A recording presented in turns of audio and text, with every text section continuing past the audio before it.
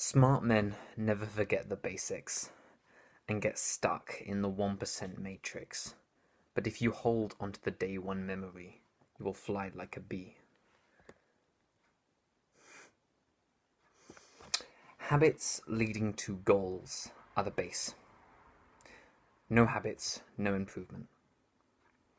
The basics of habits is self-awareness. The basis of self-awareness is openness. Hard to describe, effortlessly done. Openness is feeling everything so fully you think nothing.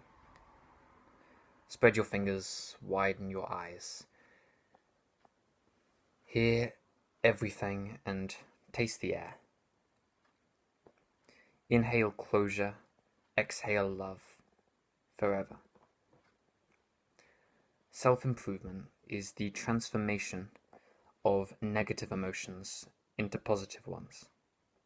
You feel broke, a negative emotion. So you start a business, a habit, a collection of habits, and you make money, which was your goal. And then you feel not broke, which is a positive emotion. It all goes through this cycle. The game is how fast and easily you can turn your negative emotions into positive ones.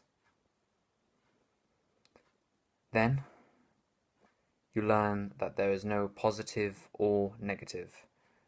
There is only what is. All habits go in 4 phases. The cue, the craving, the response, and the reward.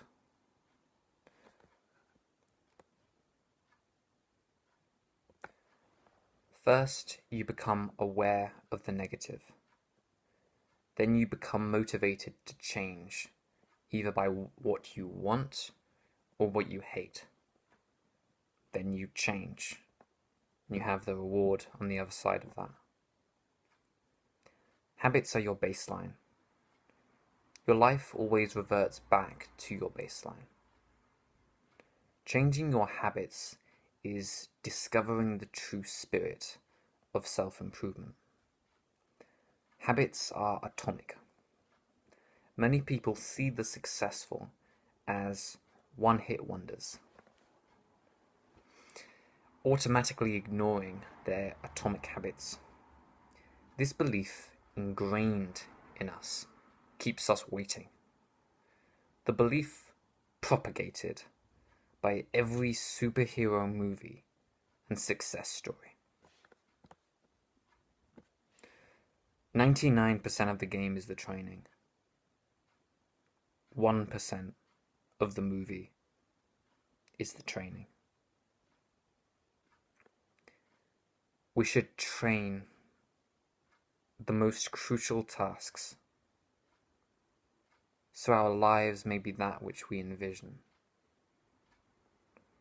No longer incomplete, but instead to live our true baseline is wonderful.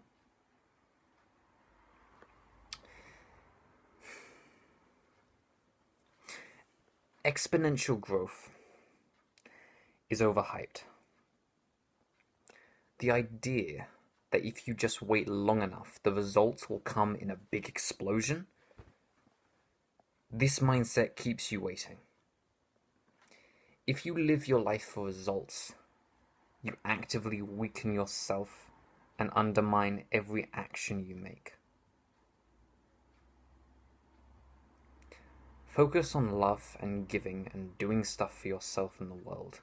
Follow your purpose. Stop waiting for success and start living your life as as reflections of your true desires. Okay? Most goals are excuses to wait. Period. After you achieve your goal, then what? Once you have the money, what will the money be spent on? Goals should be honest. You don't want the 6-pack. You want a girl to like your body. Okay, bro? You are lying to yourself. And that stops now. Honest goals are far more motivating, free, and possible than fake goals.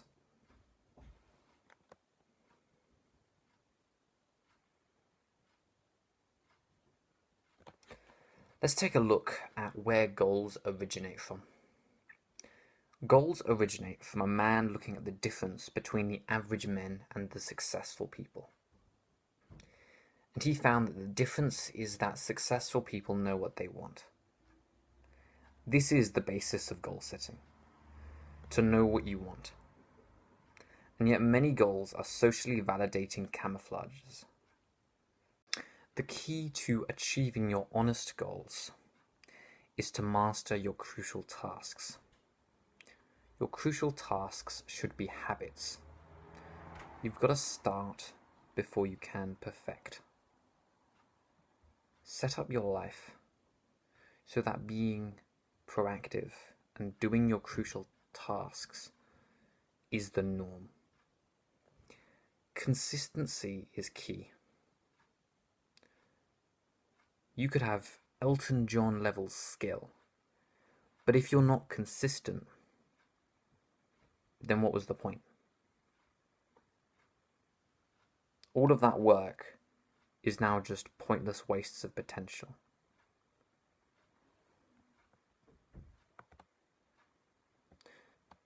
The key to mastering your crucial tasks is to first consistently act on them.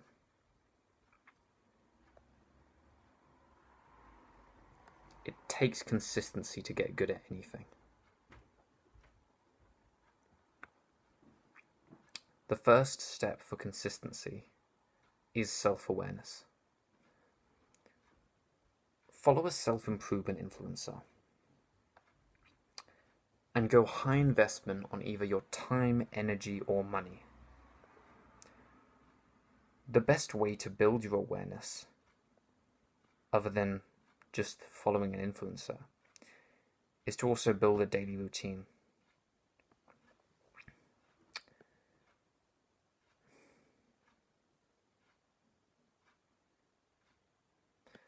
List out the behaviors that you want to do on the left-hand side of a piece of paper or a note or something. And on the right-hand side, just write down the time that you want to do them in order. A few rules to go by is be specific. The more specific the habit, the more likely you'll do it. It's as simple as that. If you tell yourself that you're going to, flipping wink 3 times. I don't know why you do this, but wink 3 times every single day after you finish your dinner, you'll be far more likely to do that than right after. No. If you tell yourself you're going to wink 3 times after you've finished scrubbing your plate in the sink after dinner, you'll be far more likely to do that than go for a jog before tea. You're just going to be far more likely, because go for a jog before tea. Well, how long before tea? Can I wait 10 minutes? I don't know when tea is.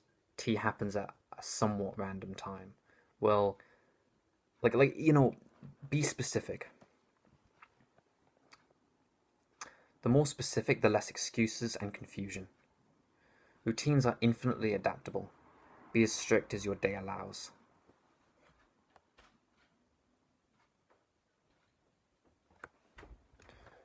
Write it on something big. Think a full piece of paper instead of a scrap piece of paper. There's a principle here for your habits.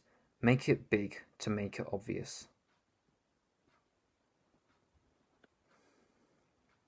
Carry it with you at all times. Do it in a way that you'd actually look at it. Checking your routine is a habit in itself. treat it as such.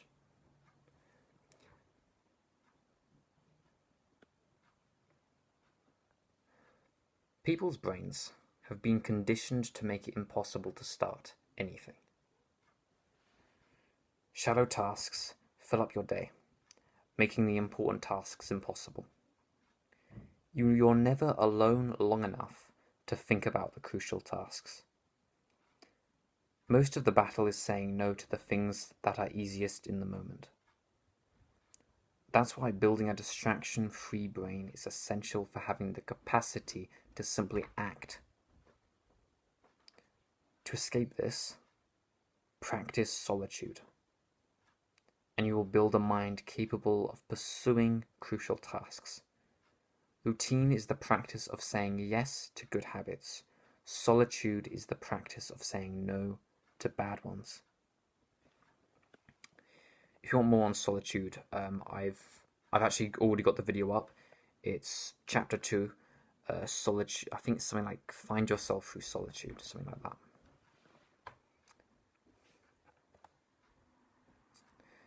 Consistency is a matter of experience.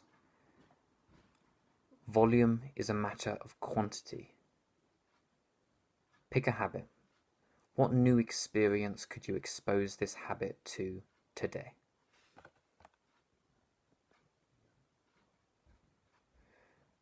And then to end it off, I've got a strategy for failure. So if you fail all of this that I've been talking about. In ancient Egypt, it was said that the pharaoh, he was sort of like an Egyptian king, would have to pray every day to the sun god. And it was said that if the pharaoh didn't pray, the sun god would not make the sun rise. If the pharaoh did forget a day, then what he would do is he would apologize to the whole of Egypt for his mistake. There are 2 principles in that, weirdly, that will help you if you do end up failing. Find a way to apologize.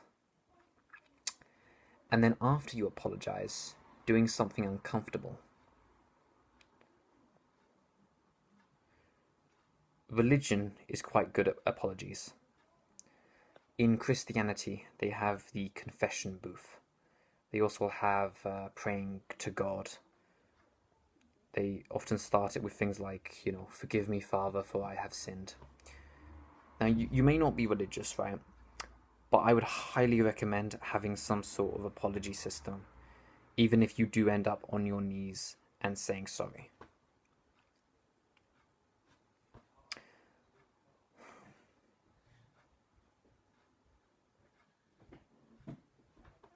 It doesn't need to be complicated. You could just go on your knees and say, sorry, I didn't exercise today. 5 seconds. And I guarantee that will make you more likely to exercise tomorrow.